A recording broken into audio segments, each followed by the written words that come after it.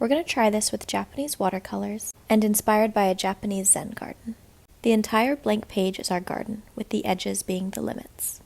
We're going to start by placing little rocks around our garden. They're each going to be a little bit of a different shape, and we're going to dot them around randomly.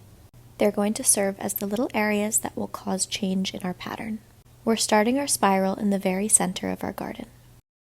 Our paintbrush is our rake, and it's going to consistently spiral around itself until we completely fill out the space with pattern. When the spiral comes in contact with one of our rocks, it's going to change direction. The rock is a natural place in which we're going to change our path, and we're simply going to move around it, following the contours of that specific rock with patience, focus, and intention. Once the rock has been swallowed up, we return to our original spiral until we hit our next rock. We then welcome this rock into our spiral too, by painting carefully around the edge and bringing it into this ever-growing spiral shape. As we move along the textured grain of the handmade paper, we think about the organic textures of a garden in nature. We're going to move along this surface by going along with what comes up and flowing through it effortlessly, as opposed to fighting it or getting frustrated that it isn't smooth. Our intention isn't to be 100% smooth and perfect. We are a human, which is a lovely thing to be. The bumpy little differences make us unique, and our consciousness allows us to pay attention to the shapes that are forming, and think of what other shapes they might look like abstract versions of. Right now, I see a cross-section of a tree trunk. I also see growing mushrooms, and the face of a bear, where the spiral is her nose. Our shape is slowly but surely growing outwards, and expanding into all uncharted territories of the garden. Every rock we come across creates a new ripple effect in this pattern. The differences in shape, like this divot right here, are the entire point of the piece. We're not trying to paint an image of something. We are trying to give our mind a visual guide to pay attention to, so that all the background noise we don't need right now can fall away, and we can give ourselves some moments of peace.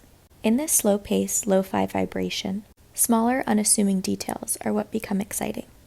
Here we get to rake along a lovely ripple, which feels smooth like a very calm wave gently coming to the shore. With each go around the spiral, the shape of the layers transform. This is because they're directly responding to the line before them, which is responding directly to the line before them, and so on, until we get right back to the starting spiral in the very center of the page. Since the little divots, waves, and imperfections are what we're tuning our focus to as we create this piece, we can't mess up, which works out great. If the whole point is to play with change and variation, anything under that umbrella is welcomed, and it contributes to be an exciting swoosh for our rake. Even if the lines were to touch, that's just something we would seamlessly move around, for it would be part of the piece. That could be an area of richness, passion, or magnetization, where those two lines just had to get together. Our garden is expanding really beautifully, and it's about to hit the boundary on two sides. Once this happens, our spiral is going to be split up, but it's okay. We then have two new sections to work on independently of each other. Instead of going round and round in a circular way like we've been doing, our rake is going to move across the page from left to right at the top and the bottom. What stays the same is that every time we come in contact with a rock, we'll welcome her into the ever-growing pattern of our garden. Effectively, we're now drawing straight lines across the page. Once we get to the end, we'll start a new one. Although instead of being a flat horizon like you'd see if you were at the beach, looking at where the ocean meets the sky, there are shapes breaking it up, which give it some intrigue. On that ocean horizon, the shape might be the sail of a boat. It also might be a bird diving into the water and breaking the still horizon line. In our Zen garden, these breaks are the rocks and the contours of our previous line. And we're just going to keep tracing whatever shape it is with each layer. We're not judging the shape. It's not too big or too wobbly or too straight. It just is. If we detach ourselves from wanting a certain outcome, we can't be disappointed. We can only be excited to see what emerges and what we have created. If you're sitting here anxiously just worried about if the lines are going to touch or not, you're not relaxing. That defeats the whole purpose of why you're here. If it makes you feel better, I promise they're not going to touch. although even if they did, it would be okay. Try letting go of that worry for the rest of the painting. What our goal is here is to remove our static buildup. When a computer has too much energy, it can't function properly. And 9 times out of 10, what fixes that situation is simply unplugging it and plugging it back in. A little reset. It's necessary sometimes. That's what we're doing right now. Don't rob yourself of this time by worrying. You're more than welcome to worry again as much as you like once this video is done. Just try it with me.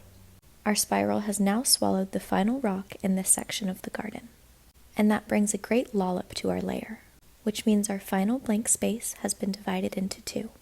And we're going to zip them up with some final little lines. So pretty. Compared to the previous section we just closed out, all this blank space looks very inviting and freeing. It's the perfect place for our rake to dance around and enjoy being in this garden. The way the line patterns emerge based on the shape of the rocks reminds me of when you throw a pebble into the water, and all of the soft ripples dissipate around it. No one's looking at one specific ripple and pointing out its flaws. It doesn't have flaws. It's a ripple in water because a pebble disrupted the surface. It just is. This also reminds me of rainfall. When the rain droplets hit puddles, they have a similar look. It's pretty to watch the aftermath of how each droplet's ripples interact with each other. From one perspective, they're all delicately bumping into each other. From another perspective, it's a big image of interacting circles that is constantly changing with every little plop.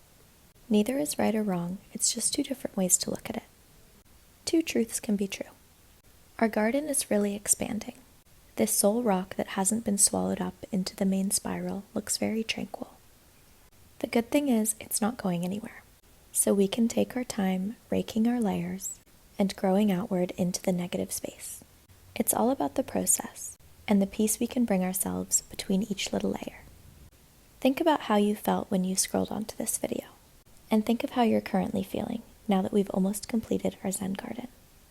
Is there any difference? Do you feel slower or faster? Do you have more gratitude? Or do you feel ready to tackle what's next in your day?